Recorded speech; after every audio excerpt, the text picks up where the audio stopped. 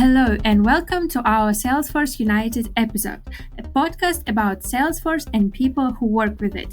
Here we discuss engineering discoveries, professional secrets, and careers of our guests. I am Volha Malatilova, a Salesforce enthusiast and, to my delight, your host. Unfortunately, my colleague, our lovely Olga, is on sick leave at the moment. We wish her a very speedy recovery and send her lots of good vibes.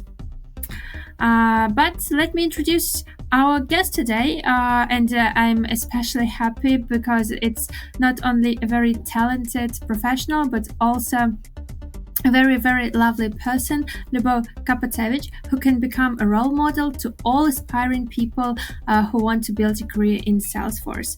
After more than 10 years of experience in software development, 4 years in people management, and 6 certifications, 𝐒𝐿𝐵𝐽 is taking a role of head of Salesforce practice in Georgia and Turkey and willing to share her journey. 𝐒𝐿𝐵𝐽, welcome. Hello, Olga. My pleasure to meet you and thank you for having me here. I hope we will have a great discussion today. My pleasure to have you as well. So let's start with this very typical question, but I'm sure we need to begin with why. What led you to choose Salesforce as your primary focus in the IT industry? And what do you find most exciting about working with the Salesforce platform? Yeah, thank you for that great question. So, just imagine, it was like 12 years ago when I was in the first course of the university, and actually I was reading my diploma in .NET, in C#, and at the same time I was a student in Java Lab. I was kind of a person who didn't yet understand which technology I want to work with. And then Salesforce appeared, and I started to learn about it. And it made me feel different from what I experienced with Java or .NET or any other technology. What I observed was that it actually gives you as a developer or administrator a huge amount of capabilities to solve customer requirements. However, it leads you to think more about how your changes will affect the whole system, because of all these limitations and so on. However, working with Salesforce, you are also closer to the business. And I really like that. Since that time, I actually had the opportunity to work with different technologies like SAP Hybris, MuleSoft, but I still feel the same way. I see that Salesforce give me an opportunity to be closer to the business, and I really like it. Great, and yes, you can compare it to other systems. I think that's especially valuable to see the difference, right? Dan, could you please tell our listeners how did you become head of Salesforce practice, and what has changed with it with more responsibilities? I would say it's kind of complex question. If we are talking about the first part, how I became the head of Salesforce practice, and let me make a step back. When I just came to Georgia, I was already a mature manager with pretty big unit. However, I had never considered myself as a manager. I am an architect by my title and by my calling. So my main focus was actually on the technical aspects. But I should mention that I have a tricky trait. I'm not afraid of challenges. And when managers approached me and offered to become a head of Salesforce practice in Georgia, I just accepted it as a new challenge. Why not? And, for the second part of the question, what has changed with more responsibilities? It's tricky. Time management, negotiations, emotional intelligence, delegation, prioritization. I definitely improved all the skills significantly, because if you think that the role of the head of the practice is the only one thing that I am doing, it's not the case. I still have my lovely client, and I continue to play the role of solution architect for them. And additionally, I'm actually involved in various internal activities.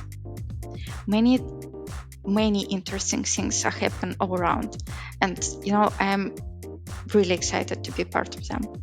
Then I cannot help but ask you, where do you get the energy for all of that? Do you have some special ingredients you can share with us? Yeah, just good rest, and for sure traveling can give you a lot of energy, and living in Georgia also helps because it's really sunny country. Sun is the best vitamin, right?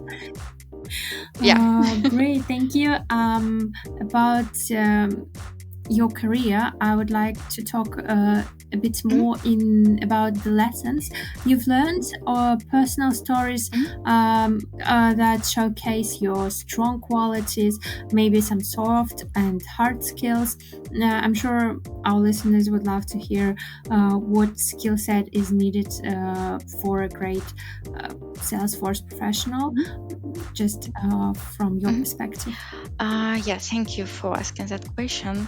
So for the skill set, I would say ability to learn quickly, time management, responsibility, for sure stress resistance or the ability to work under pressure, and for sure ability to work in a team. And I would say such a skill set is necessary when we are talking about working in the IT field in general. I believe every IT professional can share a story like, there was a difficult customer and the project was with a tight schedule, and the client changed their requirements like almost every single day. And it was extremely challenging to work in such an environment, and they were close to burnout, but then somehow they were able to complete the project on time. And for sure, I have such story as well. However, today I want to share another story.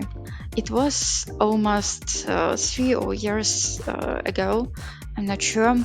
And at that point of time, I realized that I want to grow as a Salesforce solution architect. And the challenge was that in EPAM, being solution architect meant being T-shaped person. And it wasn't actually fully aligned with Salesforce as a technology. And luckily, I had a great manager who fully supported my idea to become an architect. So I invested a significant amount of time and efforts in actually defining and building that assessment path to become Salesforce solution architect. We actually developed and agreed upon specific requirements and processes. There is a nice quote that goes, where there is a will, there is a way. And I truly believe it reflects my personality, and it shows my greatest strengths. Like, I am unstoppable when I truly desire something. Great. Yes, but without support, right? You still need someone who will kind of like believe in you, although it sounds a bit like a Hollywood movie, but yeah, definitely. You've mentioned work in a team. I know that is as well a tricky question, but we don't have any others. Maybe you have some advice for people who, for example, you cannot test your team before you actually start working with them, right? What would you advise someone who that happened is not very happy with the team, let's say characters do not match or something like that, what is the good strategy if you like have to work with people and to do something together? I would advise it, and it actually was a piece of advice that I received previously. Try to think why people behave in that way. Maybe there is something behind their previous experience and previous things that actually lead them for such an experience. Maybe it's some cross cultures difference that you as well need to learn and need to know how to work with them. And that's actually things from the top of my head. Thank you. That's very valuable advice, I think. Then moving on to our another block of question, and I wanted to specifically highlight that although I think all specialists are very welcome to this podcast, but for me that was so amazing to finally get a woman on the podcast.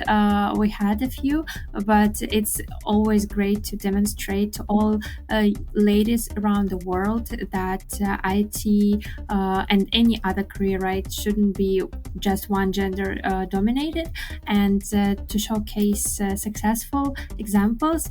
So, Luba, can you share your experiences and insights as a woman in the IT industry, and how have you navigated and thrived in this traditionally male-dominated field? Yeah, let me think. First of all, I would like to say that I was lucky enough because I work in a company with an amazing code of ethical behavior, which actually creates a comfortable working environment. So I do not feel any pressure just because I am a woman. Second, just imagine, I realized that I wanted to work in IT when I was in a high school. So I went to university to pursue on IT degree and started to work in this field. Was kind of the only one logical way for me. So I did not consider any other options or ways. So I have my own recipe for that. I try to not listen when people say that I cannot do something. Instead, I do what I can do and even more. And by showing good result, you will build trust with your clients, colleagues, or manager, and they will start to trust you, to respect you, and take you seriously. Yeah, like you try to show it with actions and not to prove it by just words. Yeah. Amazing strategy, and it can be applicable not only in career but in life. Okay, moving on. Then why? I think you've already touched upon this topic, but what advice then would you give to an aspirational girl, woman, anyone who is aspiring to pursue a career in IT and overcome potential challenges? This is a good one. I would answer it that way. Don't be afraid of challenges. Improve your emotional intelligence. Learn technical stuff, and not only in your technology, but even outside of your primary field. Use criticism for improvement, and for sure take additional responsibilities and additional tasks. So, as I mentioned, I've been working with different technologies through my career. And at some point of time, I switched from Salesforce to SAP Hybris, and I spent year or year and a half working with Hybris. And when I returned to Salesforce, and that was about 5 years ago, I needed to learn the platform almost from the scratch, because so many new things has been introduced. I vividly recall my first assignment as a project. I barely passed the interview. Nevertheless, they took me as a developer, and I worked hard to learn all the new features that was introduced during my absence. I put in a long hours. I worked overnight to complete tasks or learn something new. And you know what? In a few months, I became the top performer on the project. And in a few more months, I became the technical lead. Then we moved project from the red state to success. And we just discussed, currently I am a Salesforce solution architect. I am a manager and head of the practice, just because I followed all these recommendations. Very inspiring, and it makes me like right now to just go and start working more. Like I have this urge because I'm this person who sometimes like to be lazy. I don't know, especially in the fall. Yeah. But here, a tricky thing, you need to balance between working too much and have work-life balance. That's actually my next question, dear audience. We didn't plan this, but that's such a smooth transition. Luba, thank you so much for feeling the talk and conversation. How do you maintain this healthy work-life balance? I know that healthy is different for each and everyone, right? But like for you, how do you balance personal and working life? And again, any strategies that have worked particularly well for you? Let me answer this way. Working 24/7, checking your emails, chats when you're out of working hours, when you're on vacation. So all the things I did previously, and the truth is that they can definitely lead you to burnout. So right now, the strategy for me is the following. First of all, I need to walk for at least an hour every single day. I can walk alone just with my music at headphones, or I can go with someone, and we definitely need to discuss something outside of work. This is the rule. Then having a good hobby that takes my attention outside of work, it's something that is really helps. And probably the best in my list for recharging is traveling, and for sure without laptop. So after just a weekend in another place, I feel really refreshed. Sometimes I even do not remember my password. So that's a great vacation. Yeah. Okay, great. And what hobby do you recommend to forget about the work to go deep in it? Last love is social dances. So it's Latin dances. So we started to go to bachata classes, and it's so amazing. Yeah.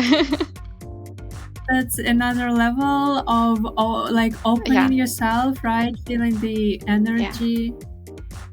Amazing. Awesome. So, dear listeners, if you just want to digress from the routine, Latin dances is something everyone should try. Great. And then you've mentioned that one of part of a recipe for success is not success, let's say part of the recipe for good well-being is now living in Georgia. Could you name top 5 favorite things about this location, or any tips for some of people who would like to, after this episode, buy tickets and go straight to Georgia? Such a nice question. Thank you for asking. So, my personal favorites in Georgia are mountains. They're so breathtaking, and all of them are different. For example, 𝐒𝐴ZBEG, it's a mountain with kind of its own personality. Local people say it has actually tricky personality because not every tourist can see it. It's often hidden by sky or fog. So I personally tried twice with no success. However, at the same time, it's visible even from Tbilisi when it's a good weather. Then I would mention Soneti region. So it's my personal love. It makes my heart beat faster, really. The vibe is like in the Sweden Alps. And then I must mention Tushetia, the hardest to reach part of Georgia. However, it has a really memorable landscape. And then, as we discussed already, the sun. Because, after living the whole life in Belarus, Georgia is really different. This place full of sunny days. And for sure, when you're living in such a sunny country, it gives you additional energy for your achievements. So it's my personal list. However, I can assume that Georgian people, local people, will answer you differently to this question. Most likely, they will mention Georgian wine and cuisine. And you need to know they are famous around the globe. So you must try it. As someone who visited Georgia, can confirm that cuisine is absolutely amazing, and they also have great sea. I mean, if they have both mountains and sea, so you do not have to choose. And local people very friendly, and they have this special soul that makes you feel like home. Yeah, they even call tourists not like tourists, they call foreign people who came to their country guests. Well, I had a question that if you did not choose IT, what would you choose? But you already mentioned that it was your dream from the beginning, right? To pursue career. Why did you decide then? What led you to that? Did you always have this passion for mathematics or for some science? Why IT? Sometimes I'm joking that I had kind of men's type of mind because I mostly have a logical and math type of mindset. But on the other hand, I'm an architect and I do believe I am a kind of creative person. So I do believe in IT we still have some space for creativity. And the decision to go to IT was from my childhood, and I had a computer, and it was so interesting to understand how it's work, why it's work this way. So that's always been in your mind because, for example, my dad he has always worked with computers, but all I was interested in were dolls. That's why right now I'm not a software engineer. Yeah, that's fascinating. And I still wanted to move back and ask you, since you mentioned traveling, maybe what would come first to your mind when I ask about the most vivid, the most exotic memory about any location that maybe like surprised you or even shocked the most? Probably, I would say when we were in Vietnam, and we were visiting caves that are actually not yet open for tourists, so only it's only possible to go outside inside with a specific group of experts who will lead you through the way. It was probably the most memorable for the moment. And maybe my last visit of Kazbek, when it's finally appeared and I was able to see it, like finally. Maybe you proved to the Georgian gods, like, yes, I'm worth it. And yeah, maybe. Great, thank you. I love traveling myself, and it's very inspiring to hear other people experiencing different moments. And our final question: we are always fascinated by our guests' tastes in literature, films, and music. Could you please name your favorite book, your favorite movie, and your favorite song or band? I always feel stuck when I hear such a question. Like everything slips my mind. So, as for the book, I would say I prefer sci-fi and fantasy books actually. So when I was a child, I read the whole series of Lord of the Rings and Hobbit, and it was so interesting to me. So I was not able even to stop. But at the same time, I loved Adventures of Pilot Pirks. It's completely different books, but I love them both. And I need to say I have a kind of collection of Stephen King's books. And I like how he's playing with kind of cross-reference links between his books. Just imagine you're reading one story, but then the place or character from another book is appear. It kind of adds special feeling to the reading. And actually, usually when someone asks me about my favorite book, I think about this guy book. It's named Misery. And it's not because it's an amazing book with an incredible story, rather because this book left the biggest impression on me. That's about books. And for the movies, I cannot say that I have a favorite one. Again, I love Lord of the Rings, and on the other hand, I have huge amount of merch related to Star Wars. Lots of people think that I'm a fan of this series. Really, I don't know why, but somehow that happened.